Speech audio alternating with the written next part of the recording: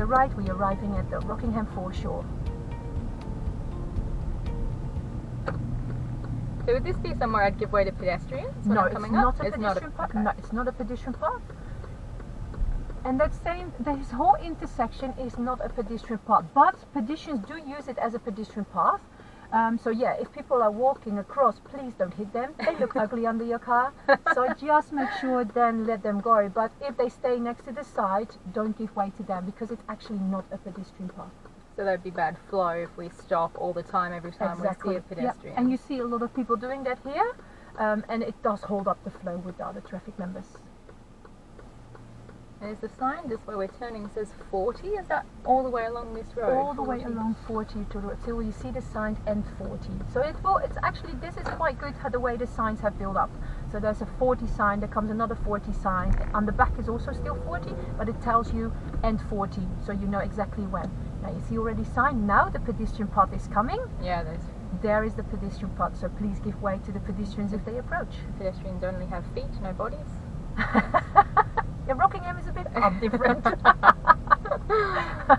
So as they're coming up, I should look past both sides, no pedestrians. Exactly, be careful because the cars and stuff can sort of block the view a bit, Yeah. so just approach slowly. And when it says end 40, what is then? Then it's still a build-up area, so the speed after will be 50. We will drive through the whole foreshore so you can see the end zone. So I'm just watching out for cars with the brake lights and reverse lights and people walking. And busy. especially when it is a nice beautiful weather like today, absolutely it can be really, really busy. But in winter time it's a little bit more quiet, then 40 feels really slow, so just make sure you be on top of your speed. Yeah. Or a little bit under, but definitely not over. Good. And especially when you be approaching an intersection, don't fly over the intersections. Just make sure you go in an appropriate speed. So still 40 here, and then you see the sign, end 40. And after this one, you can push them up to 50.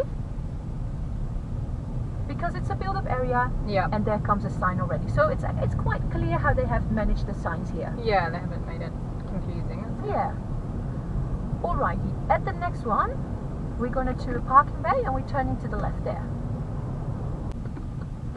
Good. Now we're doing reverse park and we're going to do that next to the yellow curb. Oh yeah? Yes, and you can see now why it's a bit of a tricky one. You've got all the speed bumps, you've got big curbs, sometimes they have cars parked here as well. So you know, you need to do your reverse parking and make sure you're not hitting the curb and, you know. Testing me now, okay. Let's do it. Good. So we're going to park in this bay on our left park here. on the left, on the side, on the right side of the yellow curb. Yep. So here. Good. So that's my bay. This is your bay, so you start counting the 3 lines there. 2, and then you go to your turning point. So this is simply one version of how to do a reverse park. There are more options than this, and your instructor will take you through all of them on your driving lessons. Awesome, so I'm about 2 bays up from the bay I want to park in. Exactly. Into reverse. So I've currently got my left indicator flashing. So now that I'm in reverse, I can turn it off. Yeah, because you have your reverse on, that means that's your indicator for now, that's your light in the back. Now before you go, it's important to look, make sure you look everywhere, look behind you on all sides, make sure that nobody is around your car. Could not only people, could be dogs, could be cats, cats, could be children, could be cats. You don't know. Could be dogs, could be children, animals. And cats. And cats. Yeah? Okay. Yeah. So when we have looked around and it is all clear, just let it roll into it. And make sure you're not hitting the yellow curb there as well. But keep looking around you, make sure that it keeps safe, because in a split second things can change. In your side mirror you can see if you're going to hit the curb. If you see you're hitting the curb, stay away from it. Yeah. Because you want to make sure that you give yourself that space.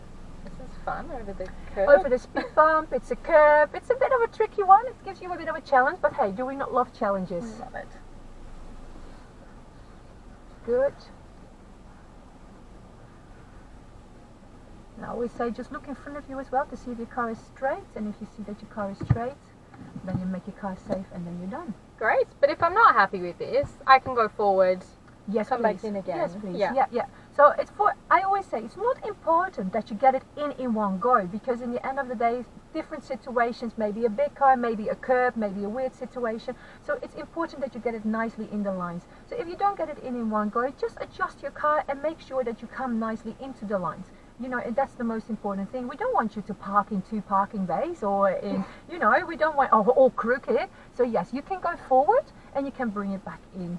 And I'm allowed to open my door and check Yes, the please, parking? yes, check it. Yeah. So what you would do normally in normal life, you would do that in your test as well. If you can't see it, open your door and have a look. If you can't hear anything or you can't see anything, open your windows, have a listen. I mean, like, you can hear cars coming up as well, and you know, just make sure that you do everything in your ability to see that it is safe, that it is good, that you have done your parking correctly. So you can use everything. All right. Agreed? Agreed. Good. Like it. Yeah. So this could be somewhere I could be taken on my test. Could be. Yeah.